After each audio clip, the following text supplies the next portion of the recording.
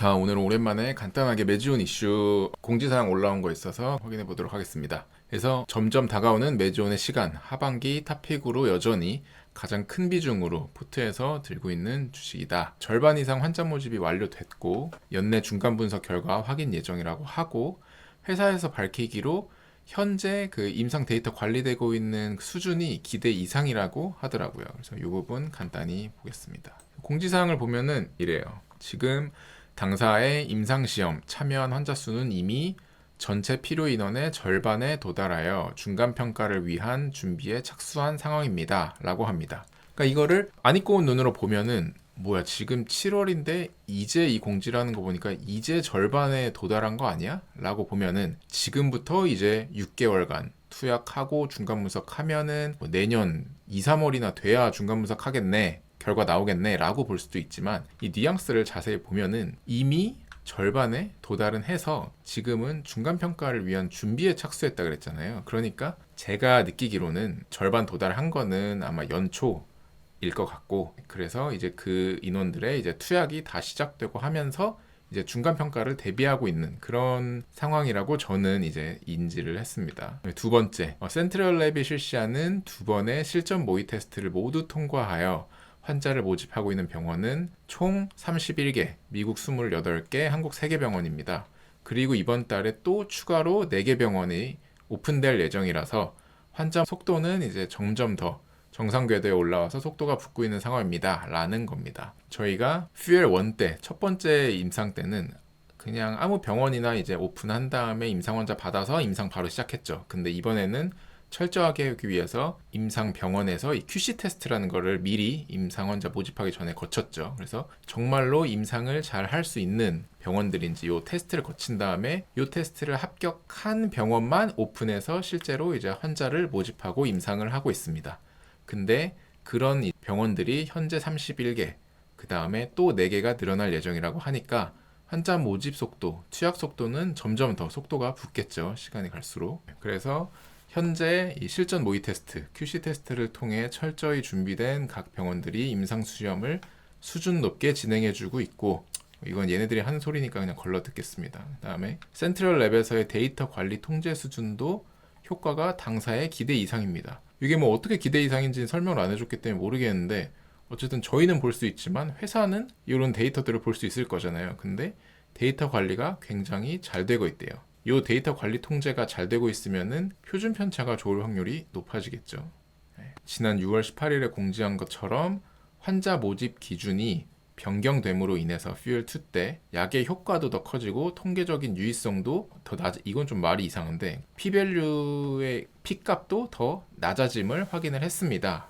그래서 퓨엘 2 임상 진행은 모든 점이 순조롭게 진행되고 있습니다. 라는 거예요. 그러니까 일단 이번 공지의 순기능은 드디어 환자 모집 절반이 됐다는 거를 회사가 밝힘으로써 이제 향후 미래에 대한 타임라인을 투자자들이 짤 수 있게 됐다는 거죠. 환자 모집이 절반 되면 그 인원들 6개월 동안 투약하고 그 다음에 임상 데이터 정리해서 중간 발표를 언제쯤 할 수 있겠구나. 빠르면 언제, 빠르면 언제쯤 할 수 있을까. 이런 계획을 짤 수 있으니까 조금 좀 긍정적인 공지였던 것 같아요. 그 다음에 요 내용을 한번 좀 살펴보면 이게 뭔 말이냐고 하면은 퓨엘 1 데이터를 하부그룹을 재분석해봤다. 그러니까 결과가 이렇게 나왔다는 건데, 자, 요거를 보시면은 이제 첫 번째 1번 요 부분에 대한 내용이에요. 슈퍼폰탄 환자를 포함한 400명의 분석치는 이펙트 사이즈가 0.66, 그러니까 이 효과가 원래 마이너스 0.23이었던 애들이 마이너스 0.89였던 애들이 유데나피를 먹으니까 26주 후에 0.23으로 줄어들었다, 좋아졌다. 요게 이제 효과예요. 효과가 0.66이었고 P값은 0.09였다. 그래서 우리가 퓨엘 1에 실패했다 라는 건데, 퓨엘 2를 보면은 근데 이제 하부그룹 분석을 해보는 거죠. 슈퍼폰탄 환자 때문에 이게 데이터가 망가졌어. 슈퍼폰탄 환자를 빼고 분석을 해보자. 그래서 슈퍼폰탄 환자를 뺀 요 기준으로 지금 하부그룹 데이터를 분석을 해보니 요 301명 데이터에서는 이펙트 사이즈가 거의 2배 가까이 좋아졌죠.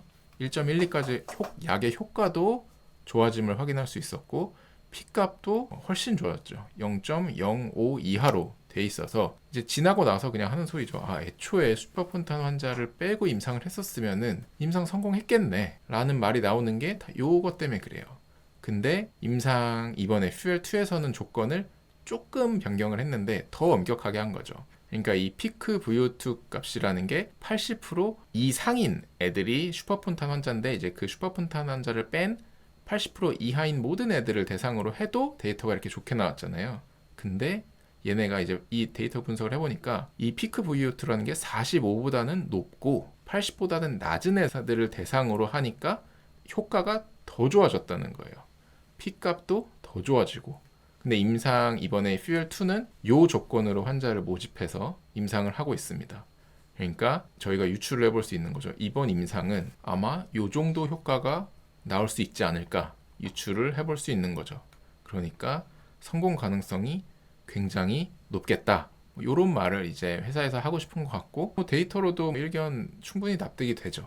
그러니까 이거는 하반기에 메지오는 지금이라도 투자를 안 하고 계셨던 분들도 한번 유의 깊게 한번 살펴볼 필요가 있는 주식이라고 생각을 해요. 어쨌든 매크로적으로도 하반기에 이제 금리 인하가 어쨌든 시작이 되면은 바이오 쪽 수급에 조금 우호적인 환경이 이루어질 거고 그다음에 또 요즘 코스피랑 코스닥이랑 어쨌든 키 맞추기를 하려면은 코스닥에도 수급이 들어와서 코스피랑 키 맞추기를 해야 되는데 코스닥에 그러면은 섹터에 어떤 데 외국인의 수급을 받아줄 수가 있을 것이냐 봤을 때는 사실 소부장, 바이오, 전기차 요 정도밖에 없잖아요. 사실 코스닥은. 근데 이제 그 중에서 전기차는 이게 좀 상태가 그렇게 좋지가 않으니까 전기차보다는 그러면은 반도체 소부장이나 바이오 쪽으로 수급이 들어오지 않겠냐.